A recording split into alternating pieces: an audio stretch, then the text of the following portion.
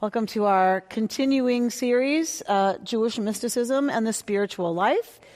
That's the book that we're using, which is edited by Lawrence Fine, Eitan Fishbane, and Or Rose, and it can be found at Jewish Lights Publishing. So we've made our way miraculously almost to the end of the book. We're in the last section of the book for those of you who have been studying with us. If you want to hear sections of the earlier parts of the book and you weren't with us, it is online as a podcast. So at iTunes and or you go to our website and under the Learning tab, you just find podcasts and you can find Torah study, Rabbi Renner's classes on Talmud, this class, whatever you want to study that we have been learning together here at KI. So because we're resuming, but it's been a big break, a big hiatus, I know that there's always a new wave of people who join this class.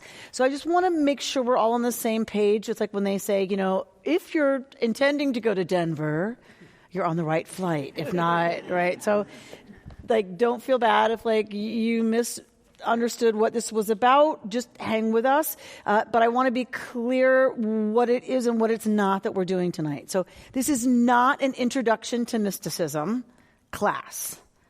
This is a class dealing with Hasidic texts, for the most part, that are rooted themselves in ideas that come from Jewish mysticism. So Kabbalah, we know, means the great reception of lots of different ideas and lots of different teachings from many different teachers. It's not a work. It's not even really just one body of work. Kabbalah refers in general to this idea of passing on that which has been received from a teacher, passing that on, and now the students receive. So you are essentially doing Kabbalah, right? You are doing receiving, as am I, from you, and all of us from the tradition as it's been interpolated. So Hasidism takes the texts and the ideas of mysticism and tries to put them into everyday practice and everyday life. Most of the texts that we have that are Hasidic texts are not exactly written by the teacher they are attributed to. We are used to picking up a book and reading a book by the author of that book, who's also the author of the ideas. That's not how it tended to work with the Hasidic masters. The students would sit at the master's feet. They would digest what the master had taught, the Rebbe had taught, and then often the students, once the teacher had become beloved, the students would take their notes and write a book and attribute it to their master. So we're not usually getting the actual words of the teacher. We're getting the words of the students as they understood the words of the teacher. So already we're a few steps removed. And then remember that these are people who are experts in Kabbalistic texts. They're experts in the code, the language of Kabbalah. We are not. So we're getting the notes on the master explicating terms that everyone's familiar with that we don't know about ideas that are esoteric and difficult and abstract to begin with.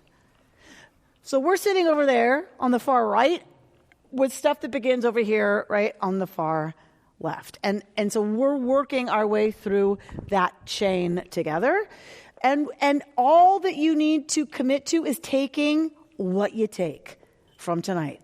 This is not a class where, the idea is you understand everything as well as everybody else. And the idea is you're here. You have busy lives. You've driven. You've put this on your calendars. You've carved out this time to be together in sacred space to learn sacred texts that are about sacred ideas and ideals. That would be enough. Dayenu. If there's one thing you take from tonight that makes you go, I never exactly thought about that way before, Dayenu. What a wonderful and amazing thing. Anything past there is icing, gravy. So with that said, we've done a lot of texts, and if you're used to working through these texts with me, when you read them at home, you go, and it's going to be okay. right? That we're going to sit together and we're going to do this together. And by the end of it, you have some idea. Oh, now I get it. That's what that meant. Okay, that might not be the case tonight.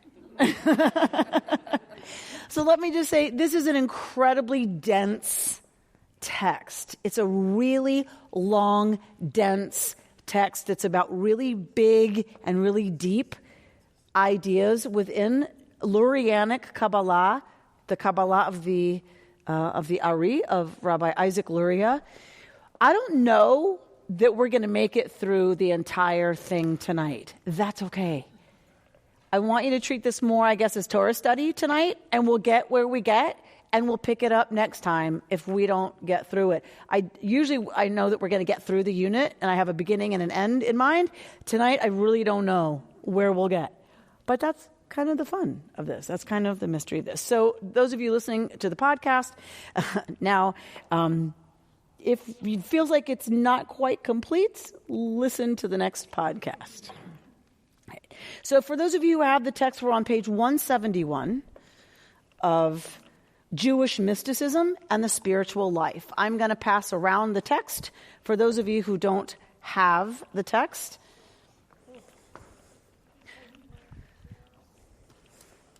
And as always, we're getting a piece of Hasidism, a piece from Hasidism, and then a commentary by a contemporary scholar who helps unpack the Hasidic text, which already is too obscure because we don't know the language. It's too obscure for us to really access. And because this is heady stuff, we unpack the unpacker. We're here to unpack the unpacker.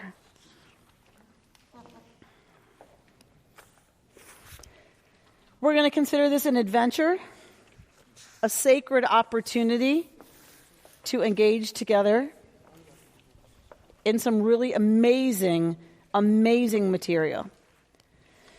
This actually, even though it's at the end of the book, it harkens back to some of the most fundamental of Kabbalistic concepts. Fundamental does not mean easy or simple, right? When we talk about fundamentals, we're not talking simple.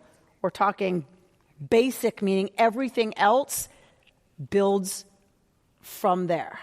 But they're complicated, deep, esoteric concepts that we're going to be dealing with tonight. So, everything you know, because we're starting Bereshit, we're starting Genesis, right? This week, we're after Simchas Torah, we're beginning the whole book, the whole cycle of reading Torah again. We're starting at creation, we're starting at Bereshit. How wonderful. If you know anything about that story, and you love that story, and you know wonderful commentaries and insights about that story, terrific. Forget them all. Forget them all. Put them all away. Put them all aside. The Lurianic Kabbalah has a completely different understanding of cosmology, has a different understanding of how the universe came to be, or at least a different set of metaphors and languages for language images for talking about it. So set aside Bereshit. We're going to a whole new Jewish way of talking about the beginnings of existence. Okay?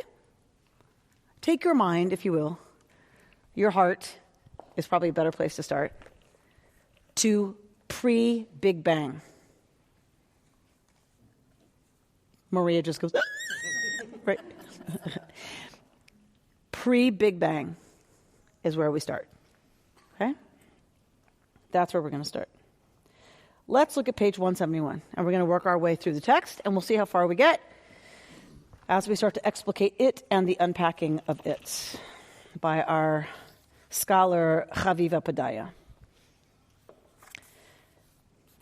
And the text that we're going to quote right now, that we're going to read from right now, is from Rebbe Nachman of Bratslav, the Bratslaver Rebbe, from his work Likutei Moharan, or actually, again, talks that he gave that then are distilled into words by students. All right, so Rebbe Nachman of Bratslav, his text. Who knows anything about Rebbe Nachman of Bratslav? I just want a couple of facts. Usually I don't do this about who the person is. In this case, I think it's important. Anybody know anything about Rebbe Nachman of Bratslav? Late 18th century. Okay. Ukraine. Ukraine. Is it? Okay. My mother would have said he was a big rabbi. Your mom would have said he's a big rabbi, Reuben says. He was a big macher. Right. He died young. He died in his... 39? Yeah, or barely 40. And before that, right as this text is being written, his son has died. His mother dies, right? And that's a huge trauma for him because remember, he's a young man, so his mother's not that old, presumably, especially when you have children really young. His mother's maybe 60 something. And he suffered from what we think is bipolar issues that resulted in manic highs and deep, deep, deep, existentially crisis-oriented lows. Anything that man says to me about suffering has a ring of authority. Yes? Lots of people can theorize about suffering, and not that some are more or less valid. Someone who walks every single day through deep, deep suffering is a person of faith, learned in that faith, and himself dealing with the fact that he doesn't even make it past, right, early adulthood. It has a lot of authority for me. I'm ready to give wide berth to whatever he says.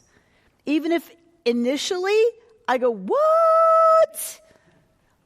I'm ready to set aside some of my stuff and say, let me just deeply listen and see if I can't understand something about what he's coming to teach out of what I believe is his own deep pain, as does our commentator, right? Chaviva also believes that, Chaviva Padaya also believes that that this teaching, he actually, don't know. She's going to teach a radically kind of interestingly twisted new idea about his text based on his life and based on his very intimate relationship with suffering. So let's go there. All right. This is Rabbi Nachman of Bratslav. And when the Blessed One wanted to create the world, page 171, he had no place to create it because everything was infinite. Therefore, he contracted, tzimtzem, the light to the sides. And by that contraction, tzimtzum, vacant space was created. The vacant space had to exist for the creation of the world, because without that vacant space, there would have been no place for the creation of the world. This tzimtzum of the available space cannot be understood or grasped. We could just put a period right there. I want you to, in some ways, put a period right there, because anything else he says now, right, is mitigating or the fact that really what he's saying is we can't understand what that means. And we'll get to why we can't understand it, right? But we can't understand it. Till future times means until we are radically altered and radically different, because our brains just simply can't access the truth of this and the reality of this, because two opposite things must be said about it. Existence and nothingness at the same time. So our brains go, right. Can't be. You can't have yesh and ayin, existence and nothingness at the same time. Duh. Those are opposites of each other. The vacant space is made by tzimtzum, by this contraction, and we're going to talk about that, which is ostensibly the tzimtzum of the divinity, right? The contraction of the divinity, because there is, as it were, no divinity there. God contracts to leave room for the world to exist, and by doing so, that means that there isn't divinity there, because God contracts out of that place, as it were, so that there's room for the universe to exist. We're gonna stay here. Don't worry about it. We're gonna come back to it. For otherwise, it would not be vacant, right? If divinity didn't leave that space, it wouldn't be vacant. And since everything is infinite, there would be no place for the creation of the world at all. Okay, that's fine. But, here comes a but, really? But, in absolute truth, there is divinity there nevertheless, because certainly there's no thing without it. And therefore, it is impossible to grasp the existence of a vacant space at all until the future. All right, so Lurianic Kabbalah. Forget what you know about Genesis. Someone said about this tohu vavohu. Okay, we'll carry that over from Genesis. Tohu vavohu. What does tohu vavohu mean? Pre-creation state of things. Now, because we know nothing about what that is, we don't have language for how to translate tohu vavohu. And I love looking at different translations. I want to make a poster, with all of the words that all the translations use for tohu vavohu. Absolute nothingness. Well, not exactly, because there's something there before that. It's called the Ein Sof, the one without limit, the one without end. Nothingness, capital N, God. So it's not that there's nothing, absolute nothingness. But what is it if it's not it? Because there's no it yet until there's existence, and there's no existence till creation. So what is this? So I love any attempt to translate tohu vavohu. It's pre-Big Bang. You find the words for that. I don't have them. All right. So that's what this is, my lovely rendering here, because I'm very artistic, as you'll come to learn if you study with me. Very, very artistic. Is that this is my representation of Ein Sof. Limitlessness. Nothingness, capital N, which means infinite presence of the divine. The divine is infinite. Is everything. So how can there be a world that involves limitation in this? There can't be, says our text. Right? Lurianic Kabbalah says there's no way within infinity and the infinite to have finitude. So what has to happen? If it's all God and infinite light, and that fills everything that isn't? I like that. Everything that isn't is what this is. Isn't that the concept of the void? Fine, but it's not void. This God. It isn't void. It's void of materialism. I mean, the material world. It's not void. It's Ein Sof. There's a difference. We're going to get to void. I'm not arguing with you. I'm saying they're going to make a distinction between void and this. This is everything is full. Capital F. Everything, capital E, is full. Capital F of infinity. Capital I. It's all the divine. It's all endless. And it's all nothing. How do you have something within that? You can't if infinitude is the only thing that is. There has to be something else, something new, something that isn't infinite light filling everything. So, says Lurianic Kabbalah, God, for reasons we do not know, but it is, according to Kabbalah, and the flavor of it, a loving act. God withdraws God's self from a bit of this infinitude. God withdraws, leaving a space for the universe to exist. Leaving room within infinitude for a new possibility. Finitude. Material. That which will begin, that which will end, us. Right? That is what is created through this loving act of God kind of sucking God's self to the sides. Right? And leaving in that space room for creation. This is classic Lurianic Kabbalah. There is nothing Rabbi Nachman is saying that every Kabbalist does not already know and already accept. So just go with me. This is like reading fiction in literature in terms of this is the willing suspension of disbelief. We don't have to believe this is what happened. In order to understand anything about what he's going to talk to us about that could have deep resonances for us, we have to accept this as the premise. Just for play. Just for fun. It's really difficult, brain-smashing fun, but okay.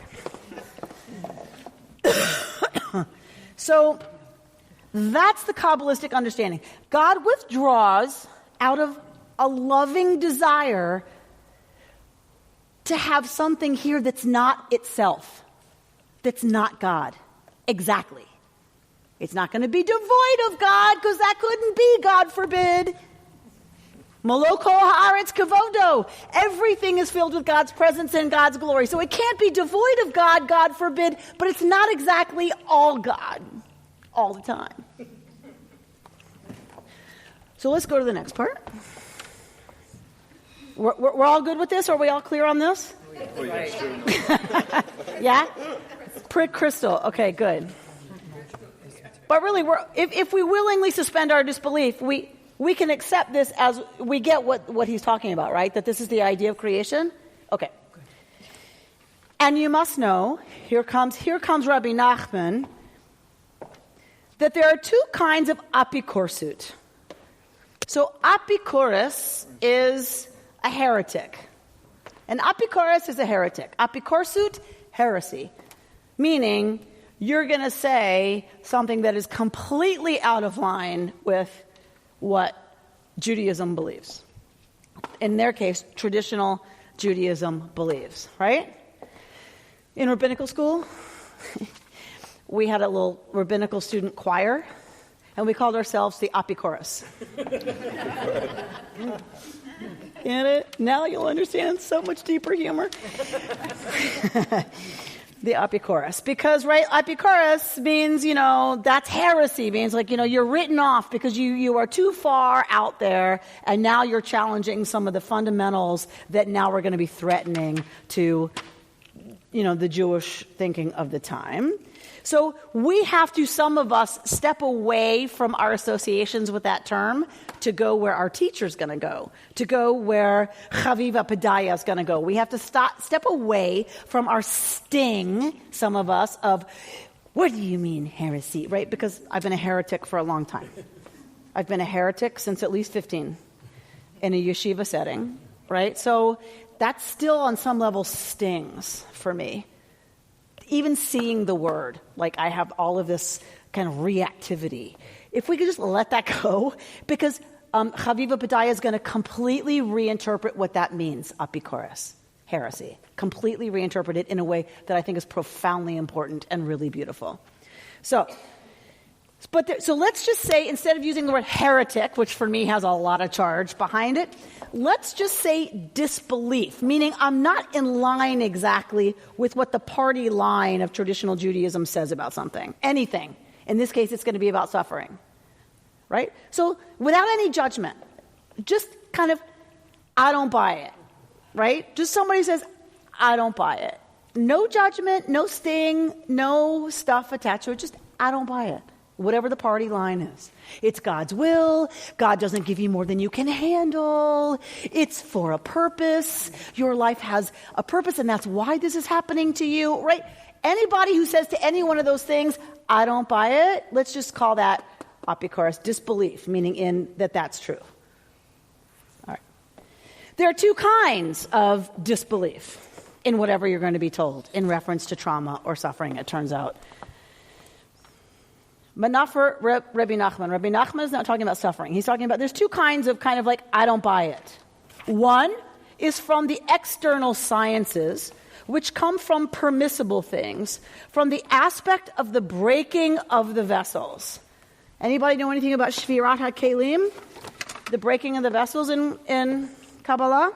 Well, there were 10 of them. We all started as one, and then we all broke apart, and It's so interesting. each of us was a bit of a light, shards of light. Lovely. All right. What is all this? Light, right? So if we understand all of this as light somehow, this all is God, God is everything, God is all of it. If we understand that as, let's just use the metaphor of light to describe that. For the Kabbalists, for Lurianic Kabbalah, the creation of the universe has God do tzimtzum, contract God's self lovingly out of the way so that creation has room to exist. I kind of think of what happened to my organs during pregnancy as an example. Like one time I went to the doctor when I was about 8 months pregnant and I said, where exactly, looking at that poster on your wall of the fetus taking up like the whole inner cavity, where exactly is my pancreas right now? She said, you do not want to know the answer to that question. So, but that we lovingly contract ourselves to the side and smash organs against rib cages to leave room for something to gestate and something to be born that is of us, filled with us, made of us, but is not us, is something entirely new. Okay, so if we hold that image, now you can't have just that be the case forever, God forbid, because the Ein Sof, nothingness, the infinite only one, wants relationship with this thing. In our case, it comes out, right? Not in this case. In this case, it, capital I, has to come in.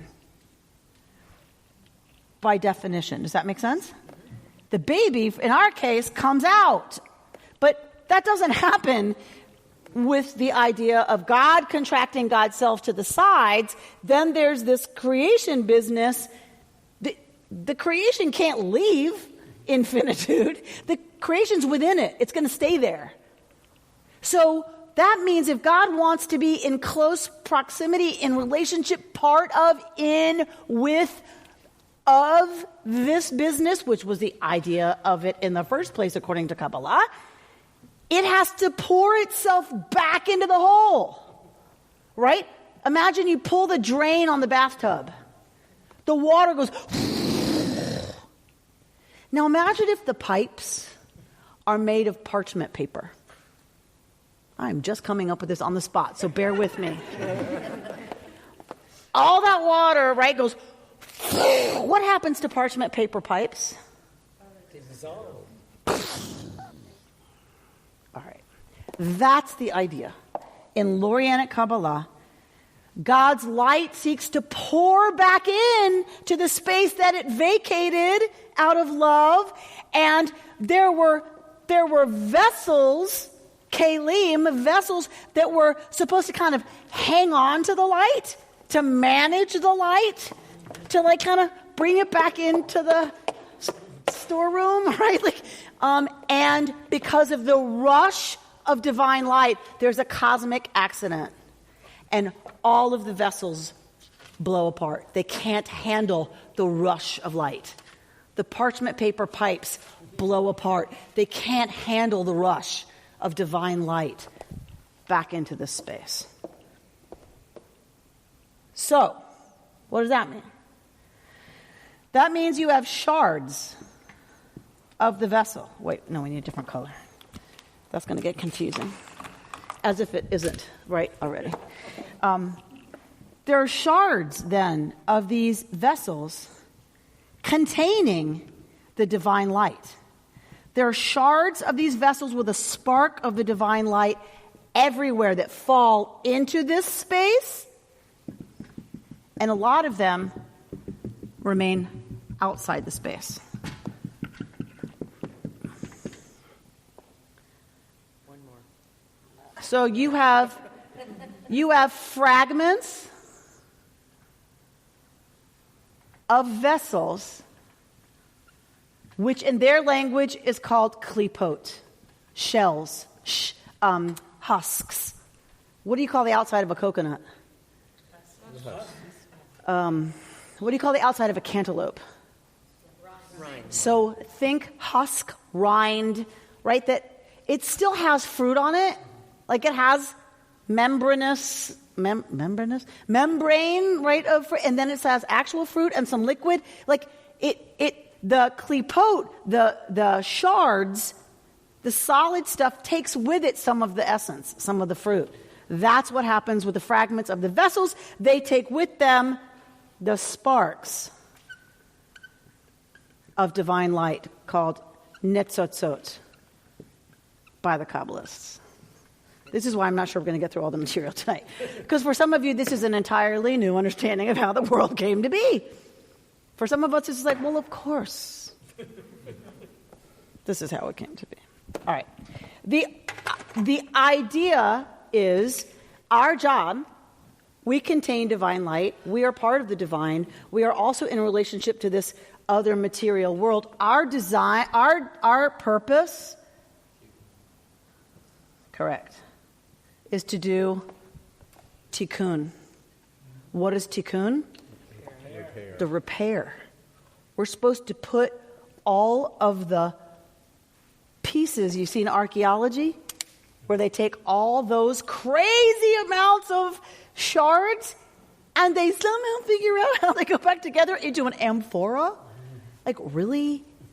Or the Qumran scrolls, right? These teeny tiny little disintegrated pieces, and they put it back to. How do they do that? That is incredibly hard. It's incredibly complicated. How do you figure out which piece is supposed to go where? How do you know where it connects? You need a thing up against your eye. You need a microscope, and you need this, and the little tweezers, and then you need special conditions so that the text doesn't dissolve even as you try to do it.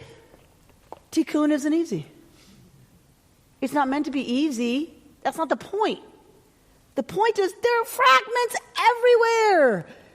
Our job is to interact with the material world in such a way as human beings that we liberate the spark within the klipa, within the husk, and that spark goes back up. If we're going to do up, down, in, out, right? If you're doing in, out, we have in, out. So it goes from in to out and is reunited, and you've just put two puzzle pieces together. We're repairing, and what do we usually talk about? We usually talk about tikkun what? Olam. We usually talk about tikkun olam, the repair of this world. Really, and this is a radical statement, we'll see how many calls and letters we get in response to it on the podcast. I'm going to suggest, and a lot of the Kabbalists I think really are about, we're not doing tikkun olam for its sake. We're doing tikkun yud he vav he. We are putting God back together. There was a cosmic accident, and divine light shattered these vessels, and the nitzatzot of God got trapped in the husk. Our job is to peel God off the rind and liberate it back to God. We're repairing God.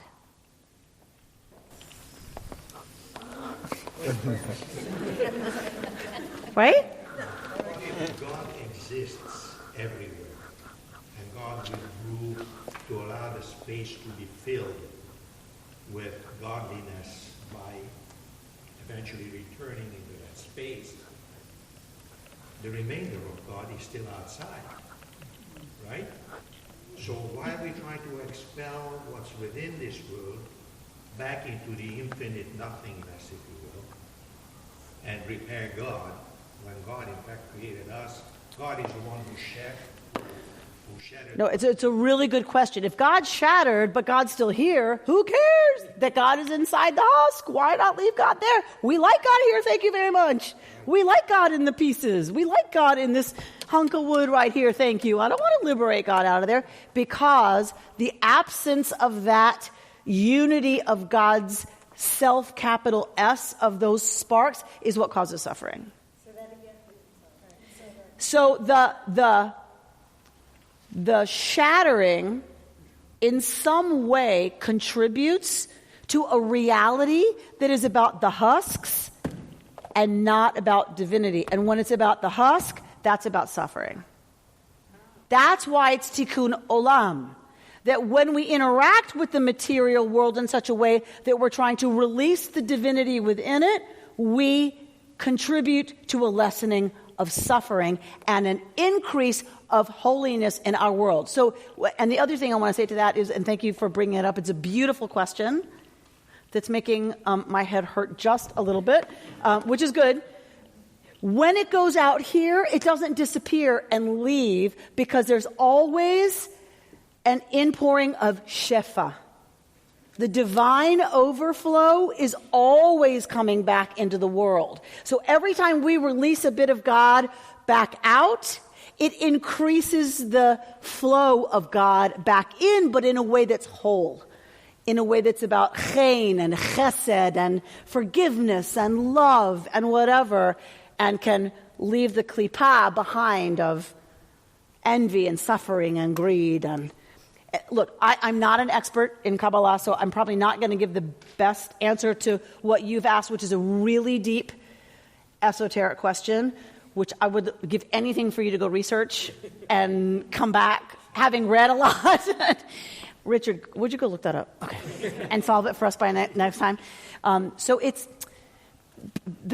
as much as this is a system, it kind of isn't a system. Like it isn't like a mathematical equation where everything exactly fits in. There's lots of interpretations. There's lots of what exactly are the shards, what exactly are the vessels, what exactly does tikkun mean.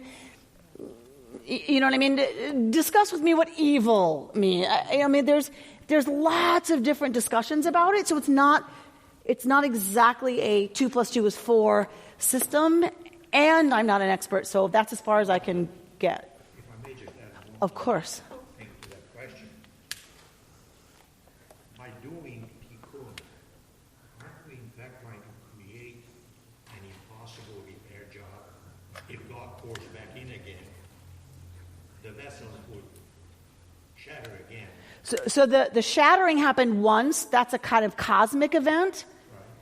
So that won't happen again. They're broken. They're gone. That happened. So our job is to, in other words, when we interact with food, if we say a bracha and we approach eating that food with gratitude and mindfulness, we liberate the spark of that food, and that contributes to the divine overflow in the world. If we just eat it gluttonously in front of the television and pay absolutely no attention or whatever, then it's just us eating food.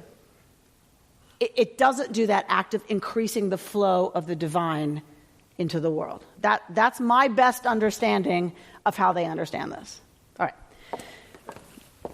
What? Yes? Something? Linda? I don't know how to explain what I'm thinking about this, but Well, really? It's hard for you to find words exactly for what you're thinking about it? clear that in my head. I don't understand what I'm thinking about this, but to me it would be a constant flow in and out. There wouldn't be just a one-time explosion, if you will, that keeps things going. There is there is a cycle of always in and out, back and forth, and the more the flow happens, the better. There was a once upon a time explosion, call it the Big Bang. Okay. No, right, truly, when I try to think about it, it's like there's the Big Bang. Now, the energy, matter, none of it stops. It's infinite how it keeps recycling itself into other things, right? But we do really accept that there was a once upon a time event called the Big Bang. Since then, there's time. Since then, there's a then and a since. And since then, nothing's ever going to go away entirely. It'll just be reformed and reshaped. That's what we're dealing with here. Does that make sense? I don't know. So, in other words, the once upon a time event is the fact that it exists at all.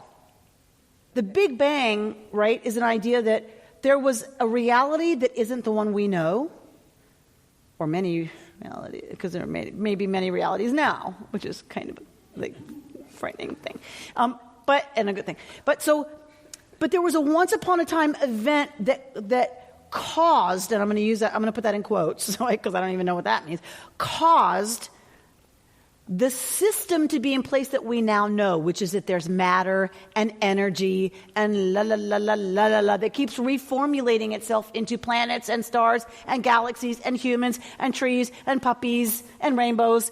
And that's going to go on infinitely, I hope, we imagine, but that started with the Big Bang. That's what this is. This is the Big Bang of Kabbalah, and then forever, this cycle is God is filling the universe. We contribute to how much that happens by what we do, and we want that to be a feedback loop forever. That's a good thing, right?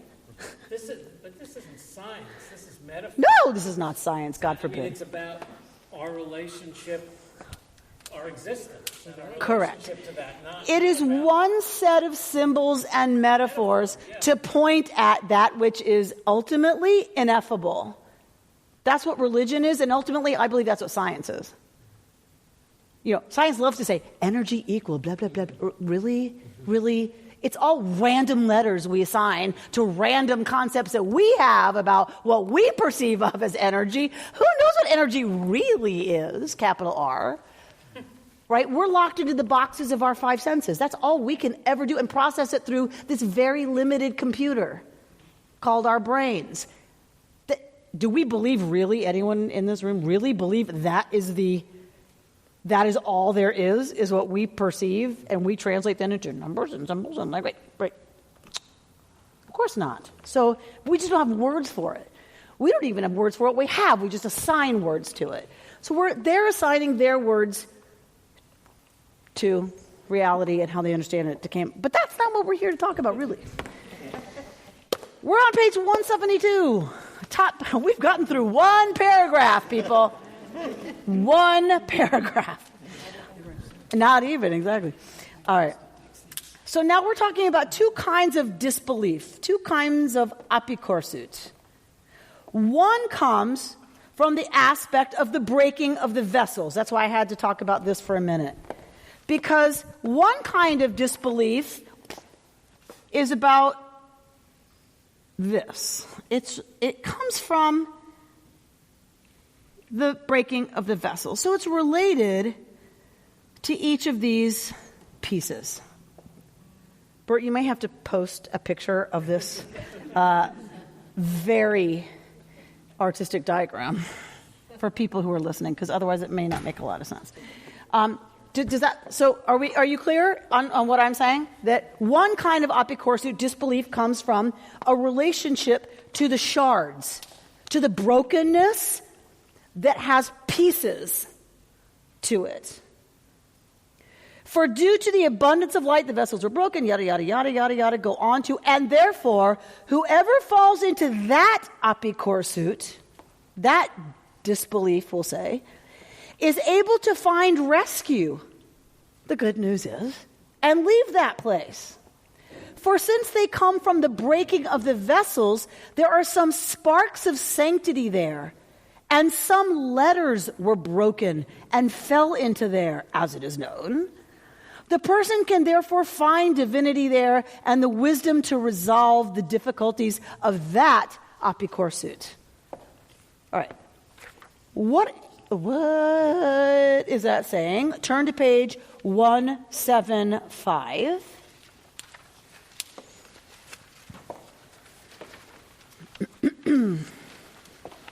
Our commentator states, if you look at the first full paragraph on page 175,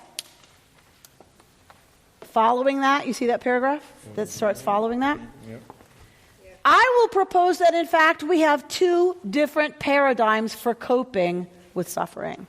So, apikorsut, our author is translating into suffering. Disbelief that is it's a symptom of suffering, right? I can't buy any of this because I am in pain. My world has shattered. Don't sell me any of this. It's all God, and God is in us. And God, what? What? I don't buy it. That comes from pain. That comes from trauma. That comes from suffering. Because when we're not in that place, we're like, okay, God's infinite loving patience fills the world, and I love that. And like puppies and rainbows and kittens aren't it wonderful that they exist at all? Aren't they a miracle? When we're suffering, we're like, don't even start with me about it, right?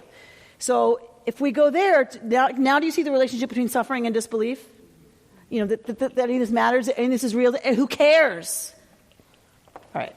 So the first one is the paradigm of breakdown. That's shvira, this breaking related to the vessels, related to the shards. It is connected to the struggle with a crisis that can be the basis for change, enabling the discovery of an advantage or solution. A situation in which, within a certain collapse that took place in life, there is still open contact with the remnants of the explosion, of the crisis. Language remains, even if it is broken. That's the first paradigm. As long as we have klipot, as long as there are shards on the floor, there's something for me to address. The vase is broken. The vessel's broken. The situation's broken. But there's a way for me to talk about, look at that, that's the handle. It fell off in one whole piece. That's the foot, though. Look at it, it's smashed into 300 pieces. How can that be? It fell from the same height, right? There's something to talk about. There's a reference point. There's language. And remember, for the Kabbalists, as for the rabbis, as for Torah, well, I'm not sure about Torah, but for the rabbis and the Kabbalists, how was the world created? Literally, how was it created in Genesis? The Word. With the Word. Vayihi or. The world is created through speech. What language? Hebrew. Of course. So the holy language, right? It's created through the holy speech of Hebrew, and the speech is made up of letters. The whole universe is created through letters. If there are letters around, we can put them together, right? You remember those poetry, those little words of poetry that came in a magnetic kit? Yeah. The box was like poetry that had been smashed into 1,000,000 pieces, well, into 100 pieces that were magnetized and put in a box that you give as presents. What do you do with those? What was the practice? Why did people give them to you? To put them together the way that they had been originally? Not necessarily. There is no necessarily. They never, right? But even, let's say they had been one piece, a sonnet of Shakespeare. The idea was never to put back the sonnet of Shakespeare. The idea was you were given these pieces by somebody to say, play, have fun, dig, throw them up there in random order, and then move them around of a Thursday afternoon. While you're on the phone with a really annoying client, move them around in frustration. As long as there's something to work with, you can move them around and the meaning changes. But there's something to work with. Right? That's the first kind. What? The chart? The shards, yes, the shards. So let's go back to our original piece. I'm flipping, but this is a hard one for me to figure out the logistics of, but go back to 172. Right? Because now we're going to go to the second one. To the middle of that paragraph. Exactly what you said, to however. We're going to that second paragraph. However, there is another kind of apikorsut. And these are the wisdoms that are not wisdom. But because they are deep and people do not grasp them, they seem to be wisdom. And what I think of here sometimes is like spiritual junk food. It all happens for a reason, Rabbi. I one time asked a New Age friend of mine who had an explanation for everything and all suffering, and I love her dearly. To this day, I adore her. And we got into it one night, and I'd had enough wine that I didn't leave it alone. You ever been there? And I dug in, and then I dug in harder, and then I threw out the Auschwitz card. And I said, if all suffering is because people need to move to a higher vibration, what do you do with Auschwitz? An 8-year-old left for dead, raped by her father and left in the woods. A little boy, trafficked. I mean, now what are you going to say? And I swear to you, she looked me right in the face. She said, their souls were ready and needed to move to a higher vibration. That, it's like, I went postal. That's another conversation. But that's, for me, that's what this is talking about. Wisdom that's not wisdom, but because it sounds so deep, and I would say because we want so badly to have an answer, it sounds like wisdom. Like, oh yeah, you want so bad to believe, but you know somewhere that just, right? Like, really? Okay, so. But maybe the fact that a person can have effect in repairing somebody who has been ill or who has suffered, maybe that is enough to give us the spiritual satisfaction of repairing. Right, so I want to hold that for a second. Sarah, will you help me remember to go back there? Because that's not what he's talking about here, and I just want to make it through this thought because I will get lost very quickly, ADD person that I am. But hold that idea of what we can actually affect and what that means in terms of tikkun and what that means for us, because it's important. It's really important. He's talking about a second kind of apikorsut, a disbelief that comes from the realm of sounds like wisdom, sounds really deep, but isn't really. Why? And in truth, it is possible to resolve those difficulties. Not the ones dealing with shards. Not the ones of a broken marriage. Those are hard. Those are hard. We're not saying it's not hard, right? Or an incapacitating injury. We're not saying it's not hard, but there are shards. There's language. There's something to deal with that can be transformative. We're talking about category number 2, which is it's impossible to resolve those difficulties because the difficulties of that apikorsut come from the vacant space. And there in the vacant space, where all this started, when God first, not that we can use temporal language, but where God first started to pull out, there's a vacant space, and this argument says some sufferings come out of the vacant space. That's the second kind. And there in the vacant space, there is no divinity, as it were. Therefore, those difficulties that come from there, since they possess the aspect called vacant space, it is impossible in any way to find an answer for them. Amen, Selah. I'm ready to close the lesson right there. That is powerful, powerful theology for me.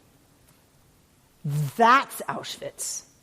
Right there. There is no answer for that one. Go back to 175, because we're going to look at Padiah's unpacking of that. We ended at the sentence, language remains even if it's broken, in our first example, right? In contrast, the second paradigm is that of tzimtzum, of a contracting of God towards the edges, which leaves a vacancy. It is connected to trauma and terrible tragedies in which a separation is produced. This means an absolute separation. On the one hand, in its isolation of the tragic event, it preserves the possibility of existence. This happened once. It happened in this year, on this date. It's kind of encapsulated in time. It's a singularity. It happened once. It had a beginning and an end. So there's this possibility of existence, of a shard, of shardness, I should say. And on the other hand, it contracts the forms of the continuation of existence. It challenges the very forms of the continuation of existence. Antimatter. For those of you who love science, and I'm a science fiction fan, antimatter. Right? Something that can, the only thing that can really suck matter into being not matter. Nothing. In the paradigm of breakdown, the first one we talked about, the remains of the collapse are still within reach. Perhaps they scratch, hurt, and wound. Custody battles, right? Your partner, your ex drives by the house repeatedly. You hear she's hanging out with, what's she doing? They wound, but they are still present within the range of the extended arm of the falling person. And concurrently, all that flows from the break, from that disintegration, from that collapse, are things that can be understood. They are things that can be repaired. They can be grasped. There is a chance that the mind can attain and conceptualize them. In the paradigm of Tzimtzum, the traumatic event forms a ring of emptiness and absence of the divine. Oh, sorry, I jumped down a paragraph. No, I didn't. A ring of emptiness and absence. The Lasuna is connected to the experience of the absolute absence of the divine as a type of experience of absence and not as an intellectual controversy. That shouldn't have happened to me, but it did. And how could they do that to me? I trusted them now. And what's that going to mean for my future relationships? And what's that going to mean for my financial future? And how am I going to raise my kids? And what does that mean for what I thought their futures were going to be? Right? That is all intellectual controversy, right? Kind of a dissonance between what I thought was going to be and what now isn't, or who I thought I was and now I'm not. The emptiness that is created at the moment when God takes a step back. Any tragedy that comes from that place is in principle impossible to understand. It is connected to the Hasidic riddle of the existence of a place devoid of God. And there is no possibility of understanding it. Congenital disability, death at a young age, collective disasters, unbounded evil of one person to another. This type of disaster and horror causes, as many studies of trauma have shown, the opening of a kind of hole in the system, the emergence of a lasuna inaccessible to the mind. So is the author suggesting that when people are in crisis, that in some way we can imagine them as being placed sort of on the boundary of that empty spot in the middle? They're sort of on the edge of the circle. Inside or outside? No, they're on the circle. They're on the circle. They're right here on the edge? Right there, and now they're in their moment of crisis. They essentially have a choice between, do I go to the community and the world to help with my repair, or do I turn inwards and cut myself off from the rest of the world and fall sort of further and further down the rabbit hole? I'm going to suggest that the author is reinterpreting Nachman of Bratslav image of breakage and apikorsut, disbelief, into trauma. That's the first step she makes. She admits that. She's talking in terms of trauma and suffering and knowing that that's maybe not what Nachman meant, but knowing his life, which is why I started with that, maybe it can't be far from his understanding of whatever. I think what she's saying is the individual is by definition of what happens to them either here or here. By definition of what happens to them, not their choice. Okay. If they had their mother go into the ovens in Auschwitz, they are here. If they had the death of a child, they are inside this circle by definition of the trauma itself. It is devoid of divinity. It is devoid of a response. It is devoid of understanding at all by the community. We're going to get to how the community can address it. I'm not saying community can't address it. The person doesn't choose. It's defined by the experience of there are no words, there are no letters, there are no shards. It all disintegrated.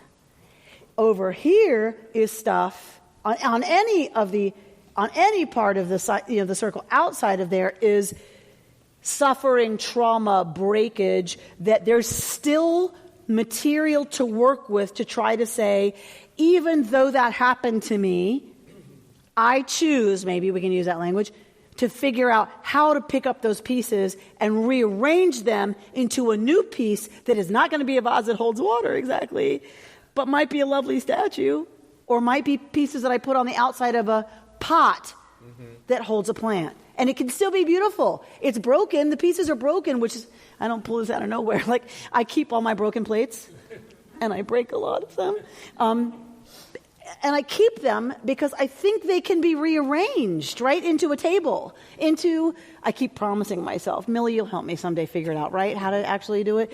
Into stepping stones. It can be something beautiful. It isn't going to be a plate anymore.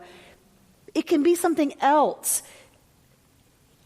The author is reading into Nachman of Bratislav's piece a very, I think, important theological approach to suffering and trauma. There are two very different kinds.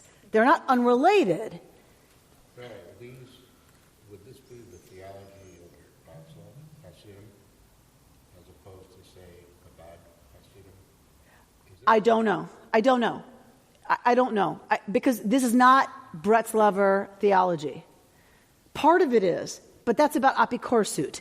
Padaya is going to the place. Chaviva Padaya is saying, let's step away from the language of heresy. And because of Nachman's life and his own sufferings, what if he's really talking about the crisis of belief that comes in the wake of trauma and suffering? She's saying, what if? And I think it's a beautiful way, not just beautiful, it's an important way to read it and an important answer to the people who say, well, Rabbi, their souls needed to move to a higher vibration. Because what he said, let's go to his suggestion about how do we deal with the two different kinds of trauma? Because it isn't like you can't deal with this one. You can. People survive the Holocaust and go on to live rich and productive, joyful lives. Some don't live such rich and joyful lives, but they go on and they build other things. It's not that you don't exist past here. But there's going to be a suggestion about what one does with one kind of trauma and what one does with another kind of trauma, which I think is hugely respectful of what you were talking about. And then we can talk about for us, all right, what does that mean about my choices? So go to 172.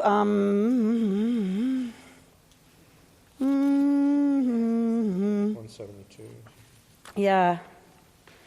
Inaccessible to the mind. So we're going to flip over to 176. Is anyone else hot, or am I just moving around a lot? I'm just moving around a lot. Okay. And I'm 50 years old. Here's the other thing that I understand to be happening. Okay, 176. What, Diane? I want to find out if that would be inclusive of, for instance, I call it the dark night of the soul. It's inclusive of everything.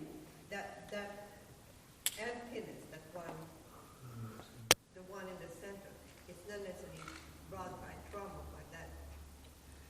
The dark night of the soul is always about trauma and suffering, always.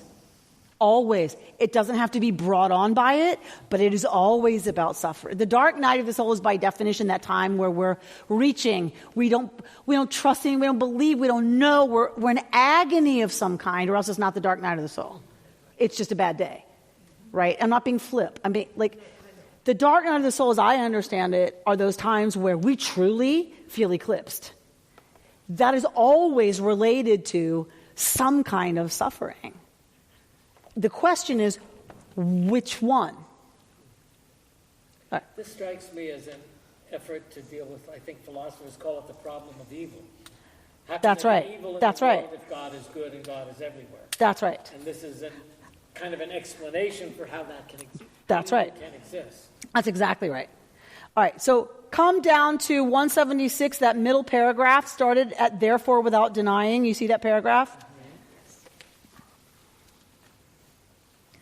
Go to the sentence that says, if the breakdown is a catastrophe or trauma, it is accessible. It is an accessible trauma which can be treated and approached and conceptualized to put the break back together. If so, it is also possible to apply speech to it. So if we're dealing with one of those breakages, one of those traumas that we talked about, the shards are on the floor, you can talk to somebody and say, wow, that sounds pretty horrible. Tell me what that feels like. Wow. So sadness, when have you felt sadness like that before? Right, you can talk about it. You can start addressing the pieces and figure out now where they're going to go. They're going to go different. It's not going to be a vase that holds water anymore. But if we're going to make, a table, where would you place that piece? Now, in the mosaic of your life, as it is right now. Right? There's language. There's ways to talk about it. However, the vacant space is a lacuna that dwells in the heart of the traumatic event. It is absolute emptiness. From the viewpoint of the traumatized person, in this case, there are no words in her mouth. And there is no capacity to testify to a horror beyond words. Specifically, the excess of dread or the terror, the shock, and the evil to which the traumatized person is exposed is grasped and experienced as lack. Utter, these are my words, lack. Absolute emptiness that is beyond words and with which words have no contact. The sufferer is doomed in silence. That's not the end of it. It's not going to end there. Don't worry. Right? But that's the experience of the sufferer. They're doomed in silence because there's no words. There's no idea. There's no concept. There's no language. There's no way to begin to express the horror. It is experienced as a complete obliteration, if you will, of reality, including the reality of language. In reading or listening about PTSD sufferers, the way I was raised, in psychological, circles and healing circles, and I'm not in any way making light, but and like all of our wisdom that we knew exactly what we like everybody knew what they were doing was you make us work through the event. No matter how horrible, you have to work through it or you're suppressing it. If you don't go back and revisit it and talk about it and put it in language and relive it and talk about what that was, and unpack it, then you're shoving it down and you're denying it and it's going to come out sideways somewhere else. Now with PTSD research, what they're showing is that continues to traumatize the brain. PTSD sufferers do not benefit from revisiting the trauma. All those people who shoved it into a dark closet and went on and made lives for themselves, guess what? They weren't in denial. it turns out. I mean, unless they're doing one thing in public and going home and beating their children. I'm not saying everyone who presented as fine was, but it turns out that the ability to shut certain things off and move on is really healing for the brain, which is very resilient, particularly in cases where there are no shards. There's nothing to work with. There's no language, and there's no point in talking. And there's certainly no point in going back and reliving, because it builds a superhighway of memory back to the traumatic event, as it turns out. And I was one of the people who said, you have to go there, you have to address your pain, you have to face it, right? I bought it. This predates all of that by how long? Right? Every time we're ready to write off this stuff as having nothing to do with modern science or nothing to do with us, here is, for me, deep and powerful teaching out of deep wisdom from a man who struggled, a man of faith, of deep religious faith who struggled. I'm ready to listen to him, and I think he has a lot here. And of course, it's translated through the brilliance of our scholar, Padaya, who wants to take it to the level of trauma, which I think is really helpful, or evil, or suffering, whatever language we want to use for that. I want to encourage you to feel free to find your own language for this, and to feel free to say, you know what? Jewish tradition has been exposed to suffering and trauma for a really long time, and it has some things to say.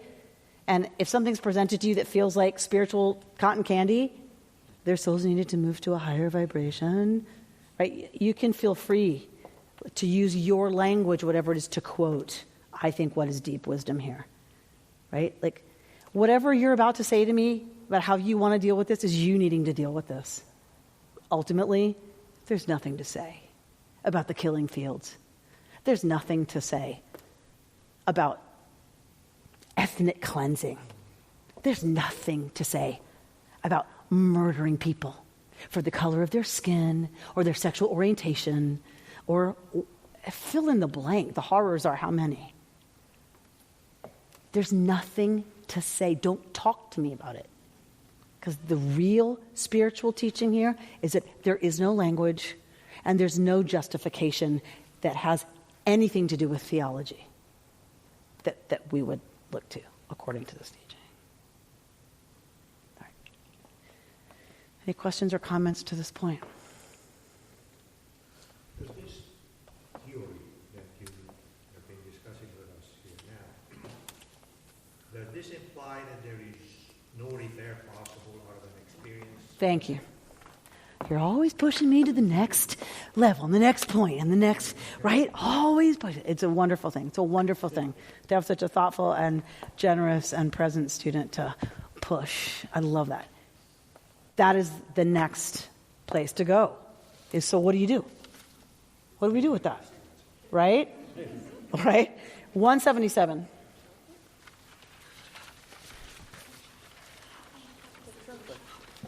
You know what? Actually, we're not going to go there. We're going to go to 178, maybe. let me read. Yeah, 178, second paragraph. In this place, that's the one we're talking about, the deep trauma, or the one of silence, no words. In this place, pens are broken and words are halted. There is such suffering that the effort to explain and explicate it with theological terms itself shatters any theology. Religion often earns contempt for itself when it tries to explain things that, by definition, are impossible to explain or touch. We can only be silent or conceptualize the pain and the abyss itself, to speak about the gap. Sometimes the gap can be as narrow as a hair, and sometimes it can seem like the ocean. So one approach, look at 179, is to stay in that sense of silence. 179, second paragraph. There is an area of silence within the injured person, in this category, not the other category, in this category, which we must bypass cautiously and on tiptoe. Rabbi Nachman suggests that we should not endeavor to make silence into speech, that we should recognize the refusal or the non-susceptibility to verbalization and transmute the non-verbal force into music. Both music and silence are wordless situations, but music touches upon the emptiness. It brings with it metaphysical solace.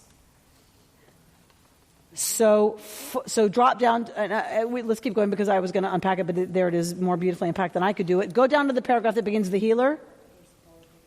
Yes? The healer identifies the hole in existence that was opened, with which he struggles.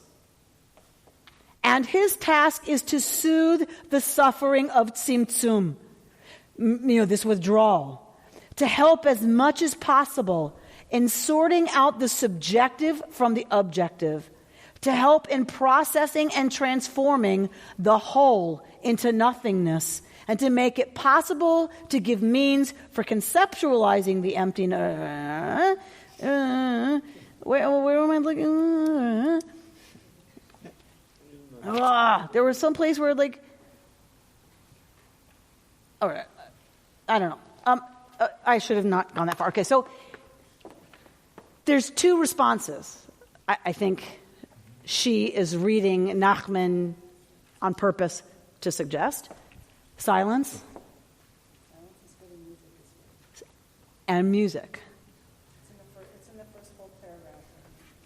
Read, please. Only music can enter the realm of the other's horrible pain, a place of the breakdown that is not capable of simple Paragraph 179. distortion that cannot be set right, which is lack. 179, second paragraph. Is that where you are, Thea? It's in the middle of the second paragraph. It talks about music and just the power of silence. Music and the power. Only music, right, can enter the realm of the others, capital O, horrible pain. The place of the breakdown that is not capable of simple consolation, to the distortion that cannot be set right, or the lack that cannot be reckoned. The one who, as a teacher or a physician, can bring with her the healing melody is also the one who knows how to be silent with the sufferer, to bring silence that is like a kind of music. I was asked on a panel at Cedars, this huge Jewish journal, this huge panel, and the question was, what do you say, Rabbi, to people who are diagnosed as terminal? What do you say to them when you counsel them, when you sit with them, when they're diagnosed or as they're approaching the end? Of course, that question makes me go, what do I say to them? What do I say to them? What do I say to them? And I panicked because I'm in front of a lot of people, and I started to panic. What do I say to them? What do I? And I just realized, what do I say to them? There's nothing to say to them. I sit with them. And what I answered, which is, I think, an answer in a way of silence, is I say to them, you will not walk through this alone. I am here, we are here, and you will not walk this path alone if you don't want to.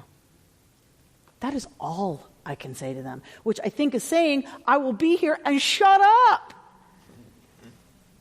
Because there's nothing to say. When you walk into a house of mourning, when you walk into a Shiva house, what's the traditional practice? Does anyone know? You walk in the door and what do? You are supposed to walk in and what? And sit down and shut up. You can respond.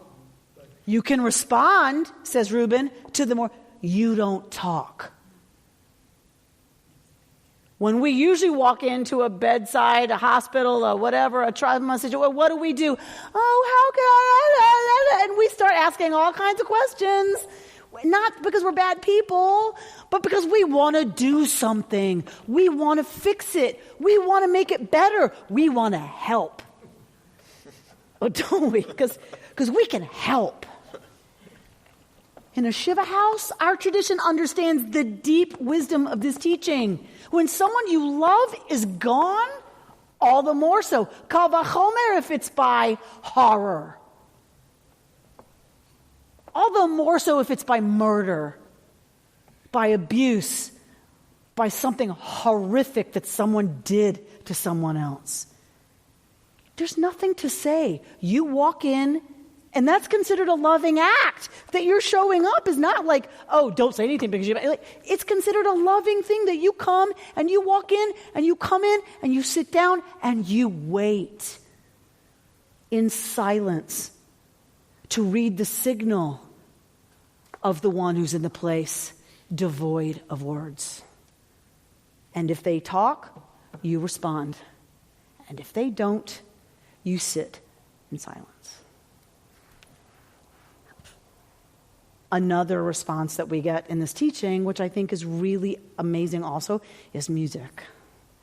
As my father was dying, he was no longer responsive, but they told me, and I trusted them, that hearing's the last sense to go.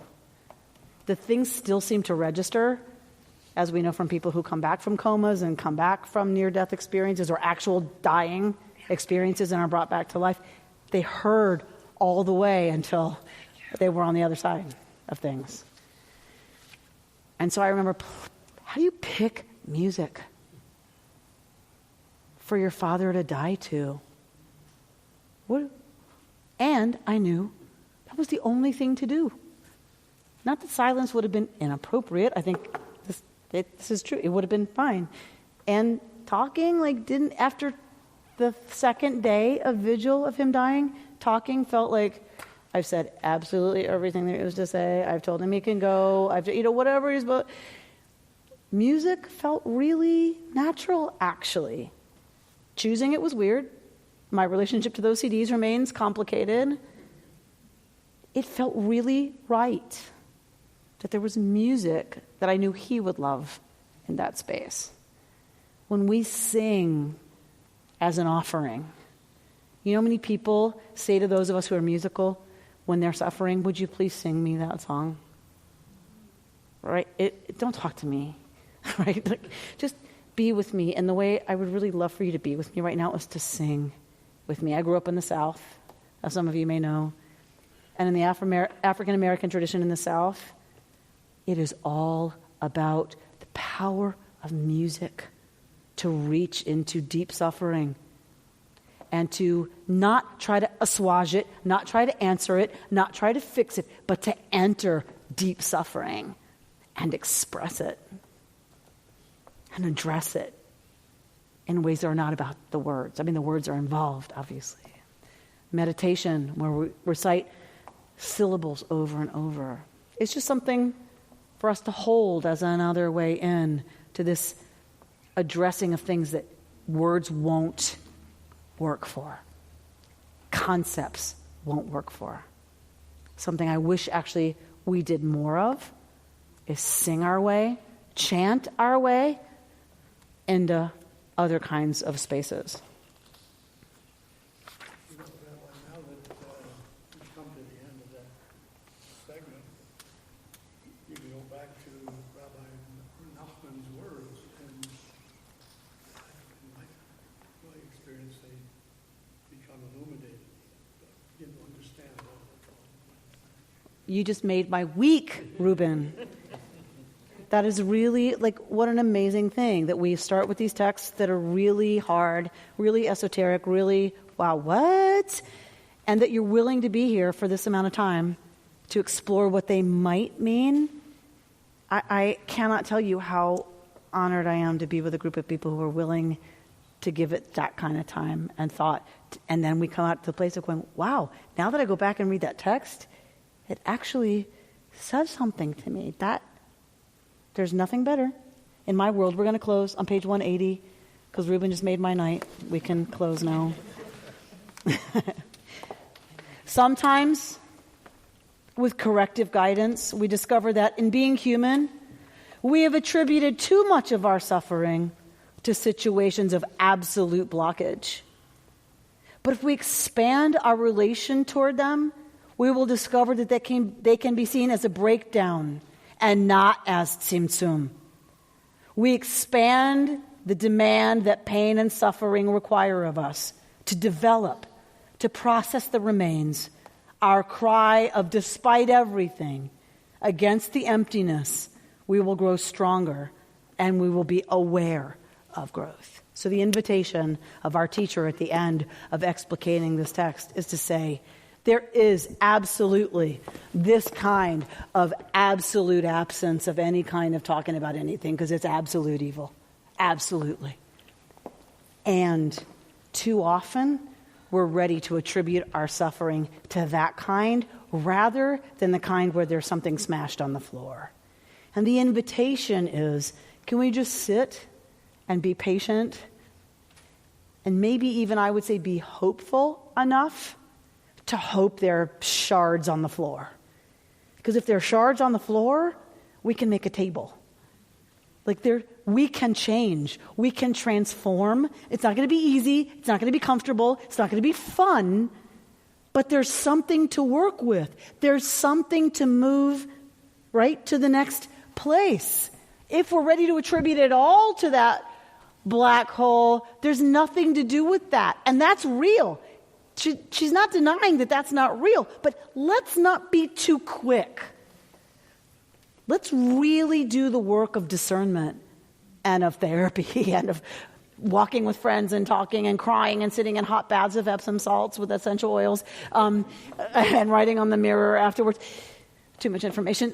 To really begin to explore, are there pieces here for me to work with and put back together in a different kind of way that will actually be about my growth and about my transformation. And whichever one it is, we ask for loving community and friends and family and the divine sometimes, and the best part of ourselves to really show up and be present. Let us commit as a community to doing that for each other and for anyone who needs it, so that at least what we know is we can be there and sit in silence and hold one another and be witnesses to the amazing capacity to survive even that hole at the center. Can you hear it, so? And may it be us living into the divine will within each one of us to make it so.